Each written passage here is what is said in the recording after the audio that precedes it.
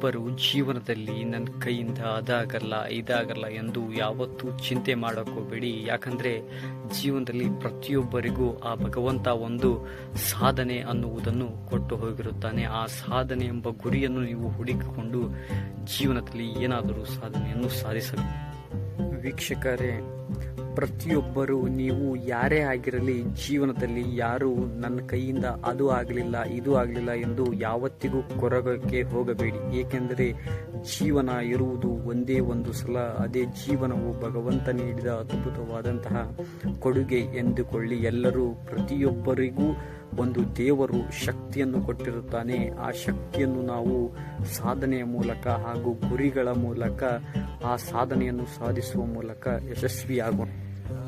ಪ್ರತಿಯೊಬ್ಬರಿಗೂ ಭಗವಂತ ಒಂದು ಅದ್ಭುತವಾದಂತಹ ಶಕ್ತಿಯನ್ನು ಕೊಟ್ಟಿರುತ್ತಾನೆ. ವೀಕ್ಷಕರೇ, ಪ್ರತಿಯೊಬ್ಬರಿಗೂ ಒಂದು ಶಕ್ತಿ ಇದ್ದೇ ಇರುತ್ತದೆ. ಆ ಶಕ್ತಿಯನ್ನು ನಾವು ಹುಡುಕಿಕೊಂಡು ನಮ್ಮ ಜೀವನದಲ್ಲಿ ನಾವು ಏನಾದರೂ ಸಾಧನೆ ಮಾಡಲು ಸಾಧ್ಯವಾಗುತ್ತದೆ.